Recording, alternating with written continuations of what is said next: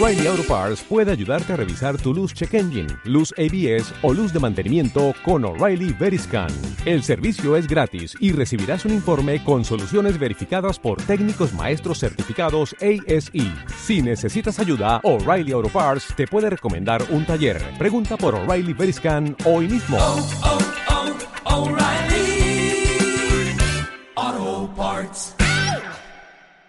Hola, muy buenas tardes. Hoy tenemos un invitado especial, muy especial en este canal. Tenemos a Daniel Lacalle, muchos lo conoceréis. Su canal realmente tiene muchísimo alcance y para mí es un auténtico placer poder tener hoy a un economista como Daniel Lacalle para poder hablar contigo, Daniel, y que nos ayudes a intentar entender por qué nos hemos convertido todos los que tenemos que ver con el alquiler turístico en poco menos que los malos de la película, ¿no? Que estábamos preparando esto y decíamos que, oye, que nos ha tocado, nos han empaquetado el papel de malos, ¿no? ¿Qué ha pasado? Hola, ¿cómo estás? Muchísimas gracias, Juanjo, por invitarme. ¿Por qué se ha creado esta narrativa de que los propietarios que dedican su vivienda al alquiler vacacional son los malos, ¿no? Por una sencilla razón, esto es un diseño, esto es una estrategia que lo que busca es ir constantemente minando la idea de que la propiedad privada es propiedad privada. El objetivo es atacar a cualquiera que hace el uso legítimo de su vivienda, por supuesto dentro de una legislación y dentro de unas normas que todos entendemos, etcétera. Pero tiene un objetivo. Tú no puedes hacer con tu casa lo que tú quieras dentro de esas normas, sino que se tiene que utilizar la idea del chivo expiatorio, ¿no? La idea del chivo expiatorio es esencial porque, claro, los ciudadanos ven que la vivienda es cada vez más cara, cada vez más escasa, que tienen que dedicar más porcentaje de su renta a la vivienda y, claro, eso genera descontento. ¿Y descontento con quién? Con los políticos. Y como bien dice mi buen amigo y también economista Carlos Rodríguez Brown, el mejor amigo del hombre no es el perro, sino el chivo expiatorio. Entonces, primero te dicen, no, la culpa es de los fondos de inversión. Y claro, cuando sale, oiga, pero es que los fondos de inversión son aproximadamente menos de un 1% de las viviendas de España. Ah, bueno, vale. Entonces, la culpa es de los malvados propietarios, esto que llaman grandes tenedores. Bueno, pero es que los grandes tenedores son muy pocos. La inmensa mayoría de los propietarios son personas que a lo mejor se han comprado un piso con sus ahorros para tener una inversión, ¿no? Entonces, la culpa es del alquiler vacacional. Y ahí la combinación de la envidia y la combinación del chivo expiatorio entran rápidamente, porque se une otro factor esencial, que es la cantidad de gente que inmediatamente, si tiene la calle de su casa un poco más sucia, no le echa la culpa a los que recogen la basura ni a los vecinos que no están siendo diligentes con sus basuras, sino que le echa la culpa a los extranjeros. Eso pasa ¿verdad? Cuando iba uno a las fiestas de los pueblos y alguien robaba o alguien le pegaba a alguien, siempre era uno de fuera. El de fuera, ha sido el de fuera. Llegó el de fuera y cometió el crimen pero lo importante que yo quiero transmitir siempre es que no es por ignorancia, no es por incompetencia, es por diseño, es una política que es ir constantemente minando la defensa de la propiedad privada, que en España y en particular en la vivienda está muy arraigada, y a la vez introducir el chivo expiatorio del ataque al turista. Daniel, me parece muy interesante esto que me comentas porque yo creo que puede ser un antídoto al cabreo que hay en el sector. Porque yo creo que muchas veces, a lo mejor por inocencia, ¿no? Dice, oye, nos están atacando, a lo mejor asumimos que es un ataque sincero, entonces nos cabreamos, decir, no, se están equivocando porque me están atacando sinceramente. Dice, no entres al trapo porque no han venido aquí a eso, han venido a que le convenzas. Claro. No están aquí para escucharte, vienen a otra cosa. Es otro tipo de juego, ¿no? Es decir, yo creo que es un proceso de evolución del sector. Y dice, no, esto va de otra cosa. Claro, es que esto es muy típico, es muy típico en muchos sectores que piensan que los ataques sesgados y con intención ideológica Intencionados ahí a meter el dedito. se creen que vienen por desconocimiento, ¿no? Entonces el sector se pone la corbata, hace una reunión con el subsecretario o con el secretario de Estado, con el ministro, y le lleva un montón de diapositivas con un montón de trabajo detrás, etcétera, etcétera. Le explica que el sector del alquiler turístico es un porcentaje ínfimo de la vivienda y que no tiene ningún impacto, y que cuando se han puesto medidas en otros países limitando el alquiler turístico no ha tenido ningún impacto ni en la oferta ni en el precio del alquiler, etcétera, etcétera. Todo eso. Y claro, salen de la reunión, y algunas veces he hablado yo con personas de este sector como de tantos otros, y piensan, creo que ha ido muy bien, porque creo que nos han entendido. Creo que nos han entendido. No es por no es por falta de conocimiento. Alguna cosa no la conocerán, pero no tiene nada que ver con eso. Es una estrategia, es una estrategia. Y si no lo entiendes como una estrategia, le va a pasar al sector lo mismo que le ha pasado al sector de los hospitales privados, lo mismo que le ha pasado al sector de los colegios concertados, lo mismo que le ha pasado a las empresas eléctricas distribuidoras, etcétera, etcétera, etcétera, que piensan que es una cuestión de informar de manera amigable. ¿Por qué? Porque a nadie se le ocurre la idea de que hay una ideología sectaria que tiene un objetivo que no es que haya vivienda asequible y por supuesto amplia, sino que lo que quiere es introducir el control, sea cual sea la situación. Me gusta mucho lo que me has comentado de ponerlo en relación con otros sectores, porque yo creo que, bueno, claro, cada uno desde dentro de su sector piensa que su sector es el más importante del mundo y que lo vemos desde el ombligo, ¿no? Nos miramos y decimos, no, esto que nos está pasando a nosotros no le había pasado nunca a nadie. Mentira. Claro. Es decir, efectivamente. El ejemplo que tú has puesto de los hospitales privados, que los han puesto en la picota, curiosamente, mientras muchas personas con responsabilidades públicas es su opción preferida de atención sanitaria. Eso es otra cosa, esto es también muy importante. Eso es otra cosa que los sectores, cuando se encuentran en una situación como se encuentra el sector del alquiler turístico, dicen, pero qué hipocresía. Si yo sé que XXX diputados o X senadores o X personas tienen un piso en alquiler turístico, ¿cómo pueden decir eso contra el sector, etcétera? Es que no quieren. No va de eso, no va de eso. Pero es muy importante, ¿por qué? Para buscar soluciones. Es decir, las soluciones no pueden venir de pensar que vas a llegar a un acuerdo, porque no se puede llegar a un acuerdo con aquellos cuyo objetivo es que tú desaparezcas.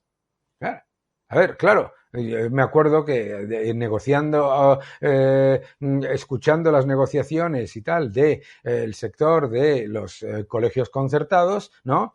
Pues decían, no, es que estamos negociando. Y digo, sí, estás negociando con el que quiere que tú no existas.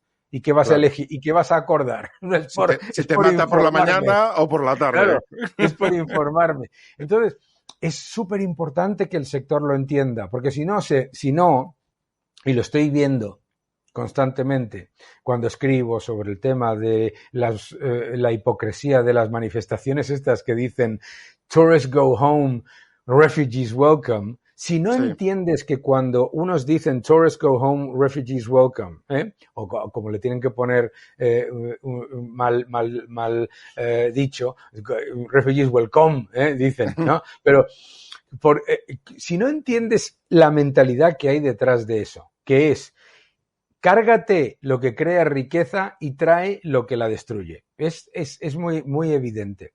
Entonces, la estrategia no puede ser de conciliación. La estrategia tiene que ser de confrontación desde además los pilares básicos de los derechos que tiene cualquier persona, que es la importancia de defender de manera inequívoca el derecho a la propiedad privada.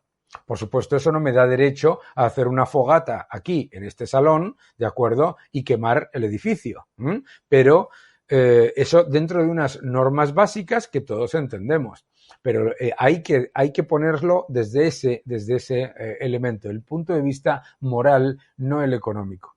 Sí, es el punto de vista moral incluso combinado con la narrativa, ¿no? Al final estamos Claro, viviendo claro. en una batalla de narrativas, ¿no? Yo a veces digo o mucha gente dice, ¿no? Que el relato coge el dato y le mete una paliza y lo deja Claro. para el arrastre, ¿no? Es que muchas veces escucharás por ahí, dato mata relato. ¿Qué clase de tontería es esa? Es una Eso tontería. no existe, eso no ha sido nunca. Como no tengas relato, el dato no te sirve de nada, porque además a ellos no les sirve de nada el dato. Ya ves tú, si los datos son tan palmarios en el sector del alquiler turístico, que es que no debería haber ni debate. Claro. ¿Tú has visto a alguien en algún sitio del mundo debatir que una parte de la oferta, que es el 1% de la oferta, es el problema que hay que combatir? ¿Tú te imaginas a la OPEP discutiendo sobre la cantidad de petróleo que produce Tarragona? No, por supuesto que no. Es más, no me imagino a la OPEP poniéndole un IVA del 21% al petróleo de Tarragona para solucionar el problema. ¿no? Exacto, yo no me imagino a la OPEP permitiendo que haya manifestaciones contra el petróleo en sus países. Claro, fíjate, además es muy curioso lo que ha pasado con este sector, ¿no? Porque se han dado la mano muchas circunstancias, no ha sido la tormenta perfecta. Por un lado, la gran patronal hotelera, que está encantada de la vida de que se le corten las alas al alquiler turístico, y por otro lado, lo que tú dices, una dinámica que viene de la administración que quiere concentrar todo lo que tenga que ver con creación de riqueza dentro de la tutela de lo público, ¿no? El que gane un duro en lo privado, mal, ¿no? Es decir, Pero hay otro problema ahí importante, que lo has dicho tú. Yo creo que la gran patronal hotelera debería darse cuenta de algo muy importante, muy importante. Cuando uno juega a abrir la puerta al intervencionismo contra un supuesto competidor, que en realidad ni siquiera es un competidor, porque ya ves cómo el sector hotelero tiene récord de utilización, récord de ratio de capacidad y lo está haciendo muy bien, maravillosamente. Pero cuando tú abres esa puerta, estás abriendo la puerta a que te lo hagan a ti. Es decir, esto es muy importante. O sea, puedes considerar de manera legítima que algunos elementos, que si hay competencia, lo que sea, lo que me parece de manera legítima. Pero en el momento en el que cualquier sector abre la puerta a que el gobierno intervenga y expolie o hunda a un subsector, estás abriendo la puerta a que te hundan a ti. Sí, porque hoy van a ir por la vivienda vacacional, pero es que a lo mejor mañana van a ir por los hostales, porque dicen, no, claro. El hostal no es de calidad, queremos hoteles de 4 estrellas, queremos hoteles de 5 estrellas. No, ya verás. No, y luego, o control de precios en hostelería. ¿Por qué no? Claro, si tú abres la puerta, ¿qué te crees? ¿Que no puede venir un gobierno y decir los hoteles no pueden tener un precio de más de X, claro, por habitación? Categoría.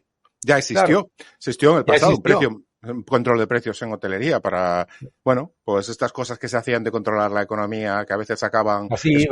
Así iba, efectivamente. Y hablando de IVA, ¿no? Es decir, lo que estamos hablando, abrir la puerta de Pandora. Hace poco, desde el Partido Socialista se ha presentado una propuesta para incrementar, bueno, para supuestamente incrementar la oferta de vivienda, y una de las grandes inventos que se trae es imponer al alquiler turístico el 21% de IVA, cuando ahora mismo no lo tiene. Eso ha funcionado siempre maravillosamente para nada.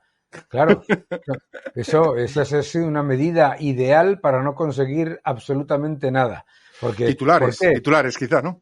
No, y sobre todo es más importante, pero por eso es tan importante llevar a cabo el proceso de informar a la gente para que entienda algo que no tienes que ser economista, pero vamos, cualquier persona con 2 dedos de frente luego entiende perfectamente, y la gente es bastante más lista, que subirle el 21% los impuestos a un subsector no va a hacer que tú vayas a tener nada más barato. Efectivamente, pero cuela, porque era lo que decías tú antes, ¿no? Tenemos la desgracia que en esto se junta la función del chivo expiatorio junto con la envidia. ¿no? Porque dice, Claro, es que claro. aquel cabrón tiene el piso en Booking. Claro. Y Y le hacen un la cuenta en la dineral. mano, no hay gastos, ¿no? Porque cuando hacen esas cuentas de la envidia nunca hay No. gastos, es todo, 200 euros al día multiplicado por 365, mi madre, ¿no? Entonces se junta ahí esas dos cosas y esto desplaza absolutamente la capacidad de tener cualquier conversación racional. Daniel, Pero por eso es importante, dar la batalla desde el punto de vista moral y desde el punto de vista de las ideas. Fíjate con qué facilidad, no con qué facilidad, pero fíjate el éxito que tuvo con el caso, por ejemplo, del impuesto de sucesiones. Uh-huh. El impuesto de sucesiones es algo que los políticos ponen con el mismo objetivo, utilizar la envidia y el hecho de que aparentemente es muy poca gente a la que le afecta para hacer algo que es injusto y contraproducente, ¿de acuerdo? Y sin embargo, cuando la gente lo entiende y escucha el run run de que detrás viene lo mío, entonces se da cuenta de que hay que defender con uñas y dientes la libertad individual y que hay que defender con uñas y dientes la propiedad privada. Y esta es la clave. O sea, la clave aquí no es debatir cuánto vamos a permitir que se ejerza el derecho a la propiedad privada, sino que el derecho a la propiedad privada es incuestionable. Dentro de unas normas de convivencia, obviamente, si esta casa está en un edificio en el que hay 3 pisos más, obviamente tenemos una comunidad y tenemos una serie de reglas comunes, absolutamente lógico. Pero lo que no se hace es, digamos, limitar el derecho a la propiedad privada. Eso es lo que hay que hacer, ¿no? A mí lo que me da un rayo de esperanza, y esto yo creo que también, esto que te voy a comentar también tiene un ángulo económico. España es un país de propietarios, ¿no? El 97% de la vivienda está en manos de la propiedad privada, la propiedad pública de vivienda es prácticamente residual. Y todas estas medidas, en el fondo, van a atacar la propiedad privada de la vivienda. Es curioso porque la utilización de la vivienda como depósito de ahorro ha sido un recurso para las clases medias y trabajadoras. Es decir, en los años 90, un trabajador de la SEAT que podía ahorrar un poco no se iba a meter el dinero en Wall Street, ¿no? A lo mejor se compraba una segunda vivienda o una tercera vivienda. Ha sido el ahorro de la clase currante. En cambio, está en los últimos años, ¿no? Triunfando esta narrativa que la vivienda es una cosa como de ricos, como ha sido siempre el sitio donde se ha colocado el ahorro del trabajador. Claro. ¿Tú no crees que esto puede provocar que se dé una vuelta a esta narrativa al hecho de afectar a tanto pequeño ahorrador? Porque no estamos hablando de que haya una concentración, ¿no? Claro que sí. Lo que pasa es que como... Esto es muy importante en lo que hablamos de la narrativa. Cuando al pequeño propietario se le está asaltando por todos los lados con la ley de vivienda que beneficia a los ocupas, con todo esto, efectivamente eso genera un enorme descontento. Pero si la parte que te tiene que defender como propietario en realidad no te está defendiendo, sino que está diciendo, bueno, este partido te quiere quitar todo y yo te quiero quitar el 50%, pues entonces el argumento está perdido, ¿de acuerdo? Yeah. Por eso es tan importante, es que todo va a lo mismo.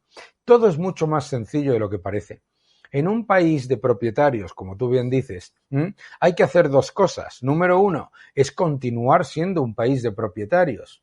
El objetivo de que la vivienda sea cara y escasa no es una casualidad, no es incompetencia, es una política para tener clientes dependientes rehenes. O sea, el gran éxito de España fue crear un país de propietarios que generó una clase media muy rápido, que además después sus hijos podían heredar el piso que habían comprado sus padres y eso les permitía mejorar en cuanto a riqueza en un entorno de una economía, pues una economía pobre, maravilloso. Ahora, mucho cuidado porque eso está revirtiéndose y está revirtiéndose por diseño, por objetivo político. El poder político quiere vivienda escasa y cara, quiere vivienda escasa y cara y por eso se niega a liberalizar suelo, pone todas las trabas a la construcción,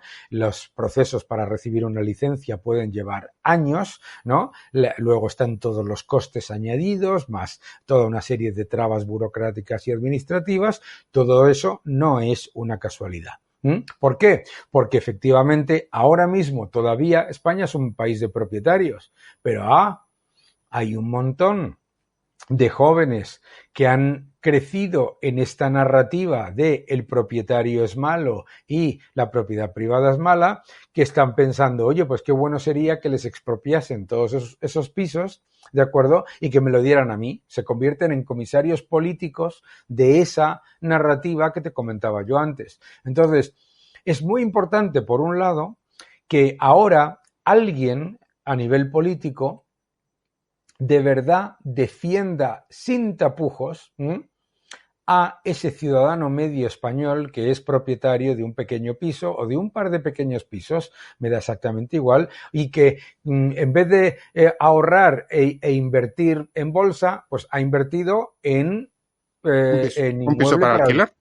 Para alquilar, que se está intentando vender en esa narrativa diaria como si eso fuese una malvada acción negativa, cuando es todo lo contrario. Cuando la razón por la que en España el alquiler ha sido históricamente bastante exitoso, tanto en cuanto a la calidad del alquiler como a la seguridad de ese alquiler, ha venido precisamente porque los que eran los propietarios que alquilaban eran personas que tenían pues 1 o 2 pisos que habían podido ahorrar. Bueno, maravilloso, ¿no? Me llama la atención, quiero comentar lo que hablabas de esa diferencia entre generaciones. Una generación, como tú dices, anterior, que pudo a lo mejor comprar un piso o 2 y que tiene una idea positiva de la propiedad. Y esta generación, a lo mejor, que ha llegado a su vida laboral después de la crisis desde 2008-2009, que no ha podido entrar al mercado de la vivienda, a lo mejor al principio de su vida porque estaba con pocos ingresos y cuando empezó a tenerlos ya el mercado se había disparado, ¿no? Entonces, claro. Quizás estamos en un choque de generaciones, ¿no? Una generación que tiene esa imagen positiva de la vivienda, que ha sido un vehículo de transmisión de riqueza y un vehículo, como tú dices, de creación de una clase de media, frente a una generación, a lo mejor con 10, 15 años de diferencia entre una y otra, que lo ve como una barrera que no es capaz de saltar. Yo también lo entiendo, la posición de la gente que no es capaz de entender, de alcanzar a llegar a una vivienda, se encuentra frustrada, ¿no? Y no consigue tener sentimientos positivos hacia lo que significa ser propietario. Bueno, es perfectamente legítimo, pero es un grave error que una gran parte de varias generaciones, ya son 2 por lo menos, priorice el ocio por encima de la inversión. Cuando yo gané mi primer sueldo, mi objetivo número 1 era comprarme un vehículo y mi objetivo número 2 era comprarme una casa. Como pudiera, mi primer piso me dieron una hipoteca al 13,8%. Joder. Claro. Y la hipoteca se daba por un 80% del valor de tasación, que era menos del 70% del precio del inmueble. ¿Ok?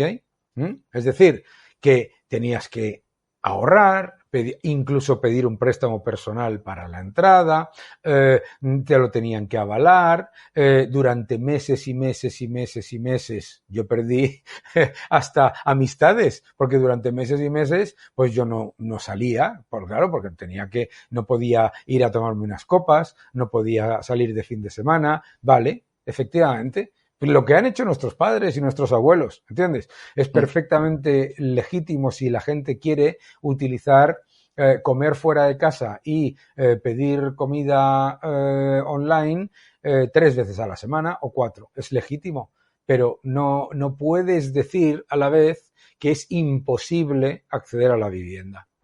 Por supuesto, es imposible acceder a la vivienda si crees que tienes derecho a vivir en el mismo barrio que viven tus padres por el precio en términos nominales al que ellos lo pagaron y además, eso sí, sin renunciar a un montón de cosas. Bien, oye, pues creo que es importante también, educar a la gente en la importancia de la inversión, ¿sabes? Sí.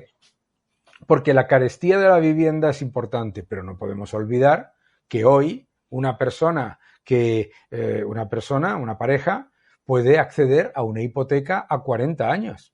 Uh-huh. No una hipoteca a 40 años al 13%, ni al 10, ni al 8, ni al 7, ni al 6, ni al 5, ni al 4. Estamos hablando de tipos de interés del 2 y pico %, ¿de acuerdo? Sí. Es verdad que a lo mejor no se puede comprar un piso en el barrio donde viven sus padres o enfrente de la oficina donde trabajan, pero hay una cosa que se llama que tú comentas, ¿no? Que es el proceso de la escalera de que, pues sí, te compras un piso en un sitio que está más lejos, lo vas pagando y luego puedes buscar otra oportunidad en otro y vas haciendo, bueno, pues vas haciendo un pequeño patrimonio.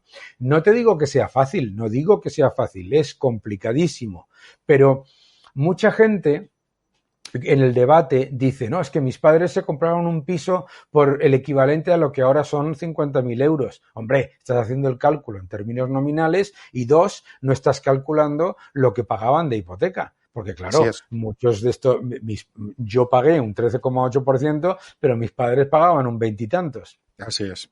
Y fíjate que también otra cosa que ocurre es que el ahorro es más difícil de visualizar, ¿no? La gente se ha perdido un poquito esa cultura del ahorro, entonces no se consigue que se generen esas capacidad de crear para las entradas, como decías tú. Pero y a la vez, por otra parte, vemos que las mismas administraciones públicas que culpabilizan al alquiler turístico no tienen ningún rubor en vivir en un mundo donde prácticamente ha desaparecido la vivienda de protección oficial o incluso la vivienda de protección autonómica. Muchas de esas, históricamente, de esas generaciones que adquirieron a ese nivel de clase media fue porque tuvieron la suerte o la posibilidad de adquirir una vivienda de protección oficial, bien sea de protección autonómica, de precio tasado o diversas formas, que cuando estamos hablando de este tipo de protecciones tampoco estamos hablando de gente que está en riesgo de exclusión social ni nada de eso. Son, personas pues gente de clase trabajadora, pues que a lo mejor en un momento determinado pues no tiene una situación demasiado boyante y accede a una vivienda de protección oficial que a lo mejor dentro de 40 años se desprotege y consiste el patrimonio de una familia. Patrimonio de una familia que tiene ahí ese colchoncito de ahorro, ¿no? Ese colchoncito de riqueza. Claro, yo creo que el gran problema aquí también es este que tú acabas de decir, ¿no? No se trata solamente de las dificultades que tiene la gente para poder acceder a una vivienda, sino que en España ha pasado algo que es una especie de dilema casi de prisionero, ¿no? En el que los políticos han pasado de un exceso de laxitud en cuanto a licencias, construcción, en cuanto a obras, etcétera, a hacer lo contrario también por miedo, en muchos casos por miedo, claro, porque si tú eres hoy un político y te dicen, oye, que te vengo con un proyecto para hacer una gran obra en el que vamos a hacer pisos de alquiler barato, vamos a hacer esto, vamos a hacer lo otro, y dices, yo no firmo esto porque me van a acusar de burbuja inmobiliaria, me van a acusar, lo mismo me dicen que me he llevado mordidas. Entonces, hemos tenido una especie de efecto péndulo. Hemos pasado de construir 700.000 casas al año, que era una ridiculez, ¿de acuerdo?, a construir